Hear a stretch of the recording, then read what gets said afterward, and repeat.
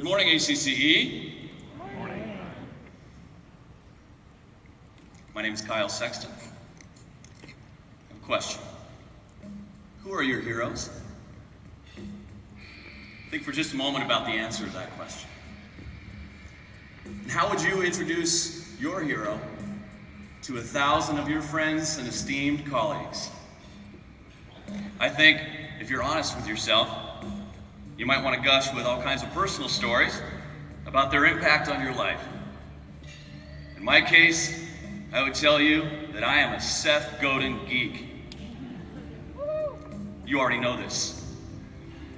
I believe that I own every single book he's ever written in hardcover, Kindle, audiobook, or all three. I have bought and given as gifts more than 30 copies of Purple Cow, 50 copies of Lynchpin, and more copies of Poke the Box than I can remember. My favorite people in the world are people who send me Seth Godin memorabilia, like my friend Chris Messina, who sent me the Entrepreneur magazine with Seth on the cover and said, I had a note in there that said, I know you probably already have a dozen of these, but I just couldn't resist. If you could introduce your hero, maybe you would take it too far, but not me. For example, it is true that Seth Godin is proof that God loves me and he wants me to be happy. I own 2 Seth Godin Marketing Guru action figures. The first words Seth Godin ever spoke to me were these: would you mind turning off that video camera? If you had a chance to introduce your hero, you would probably realize that they are your hero because of what they taught you or allowed you to learn about yourself and the world. I refuse to stand between you and my hero any longer. Seth Godin is an entrepreneur and teacher. He's the author of 17 books that have been bestsellers around the world and have been translated into more than 35 languages. He writes about the post-industrial revolution, the way ideas spread, marketing, quitting, leadership, and most of all, changing everything. You might be familiar with his books, Lynchpin, Tribes, The Dip, and Purple Cow. In addition to his writing and speaking, Seth is founder of Squidoo.com, a fast-growing, easy-to-use website. His blog, which you can find by typing Seth into Google, is one of the most popular in the world.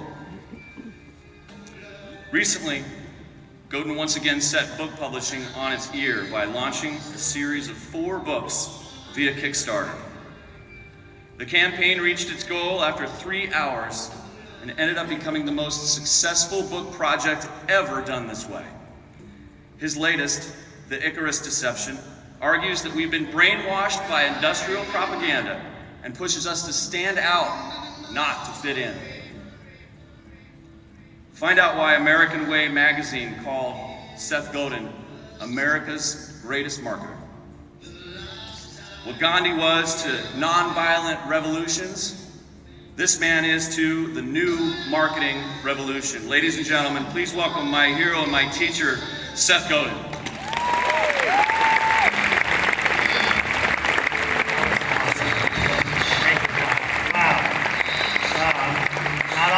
Speechless. Thank you, Kyle, for that. That was magical. And thank you, everybody here. The very first professional speech I ever gave was to a Chamber of Commerce meeting, not this one from 85 years ago, but still. So it's nice to be able to come back. Here's where I want to start. I want to start by giving you a hint about what it is you actually do.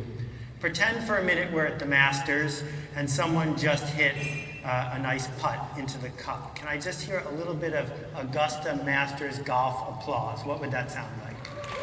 No, that would get you thrown off the course. Try again.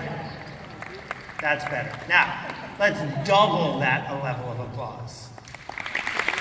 Thank you. Now let's double it one more time. And finally, what happens if we double it to the highest possible level? The reason we need to do that is because that's what the Chamber does. The Chamber starts by assembling people who are only ready to do a golf level of applause, but because they're all sitting next to each other, it coordinates them, it encourages them, and it raises the bar. What I have an hour to do today is hopefully change the way you see things. I'm going to start with bats. Now, I grew up with dinosaurs and all that other stuff the kids do, but bats are an interesting subspecies because if you think about bats and you look on the internet, you'll see a whole bunch of this.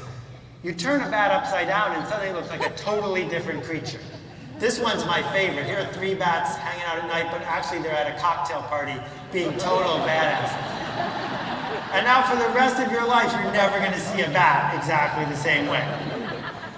This is a very important lesson, and I learned it in a very expensive way. On my desk in my office back home, I have this box. And the contents of this box at one point were worth $40 billion. In the early 1990s, I had access to the internet before anyone in this room. There was no World Wide Web. It was a tricky, difficult thing with Archie and Veronica databases. I was a book packager. I thought of ideas for books. I went online and said, wow, that's a good idea for a book. So I decided to make a book about the internet called Best of the Net. I got an advance of about $60,000, which let me hire 5 people who worked for a year to create a book that went on to sell 1,732 copies. It was a total failure. During that same period of time, with the same resources I had, fewer resources, 2 guys in California, David and Jerry, they saw the internet and they didn't say, let me make it a book. They said, let me build a search engine. And they built Yahoo. I figure my half would have been worth $40 billion at one point. Here's the thing. They saw clearly the opportunity. For me, it was blurry. It was blurry because I was trying to say, what is it that I already know how to do? They were saying, there's a blank slate. What can we do? And that's the difference. Too often, we look at the world and say, what do we already know how to make? And so now that we're at the cusp of a revolution, what I'm saying to the people in the chamber is, wait a second. Let's take a deep breath and say, what is it that we could be really good at doing? What change could we make in the world if we chose? So, some history. Does anyone know who this is? Yuri Gagarin, very good. First man in space. Here's the astonishing thing about Yuri Gagarin. When he was 2 years old, no preschool education for him. He grew up in a mud hut with no electricity, no windows. In one person's 25-year life, to go from living in a mud hut to circling the earth, that was the magic of industrialism, the magic of what enabled the chamber to become what it became. Henry Ford is the hero here. Henry Ford, the most important person in the 20th century. He said to the workers of Detroit, if you're used to making 50 cents a day, I'll pay you $5 a day to come work for me. How could he afford to do that? He could afford it because he said, you have to go on the assembly line. You have to do what you're told. You have to go ever faster. And so the assembly line idea spread. Right? The idea that we need to do what we are told, to get instructions, to have a boss, to become part of a system is embedded into our culture, into the way that we think, right? And so the factory, the gatekeeper, the insiders, those people have it made. Because inside the factory, this is the River Rouge plant in Detroit, so big, it takes all day to walk from one end to the other. Henry Ford had Ford shepherds raising Ford sheep to make Ford wool, to put into Ford cars. That this system is based on a model that says there's just a few people at the top, powerful people, people who make decisions, and lots and lots and lots of people who do what they are told. Right? That's the way we think of our culture working. That is the hallmark of industrialism. Industrialism is not capitalism. Industrialism is eliminating imperfection and risk and doing it again and again and again, a little cheaper, a little faster. At the same time that this was going on, mass marketing showed up. So now my 1-minute history of marketing so we can get more context. Josiah Wedgwood had the first real factory with health insurance and an assembly line, commission salespeople, direct mail. He invented all of it. He made so much money making this stuff. If you have a mother-in-law, you know what I'm talking about here. He made so much money doing it that his grandson, who inherited it all, Charles Darwin, had enough money to change the world again. But what Josiah Wedgwood figured out is that once the factory is up and running, once you're making a lot of stuff, you need to hire this guy, David Ogilvy, or if he's dead, this guy, an advertising guy, who will help you invent a talking fictional mascot, one who will tell people to eat their cousin, not him. But if you run enough of these ads, if you make enough quiet, poking interruption, you will sell more stuff. And that selling more stuff is key because we have mass factories, we need mass media, right? Until now.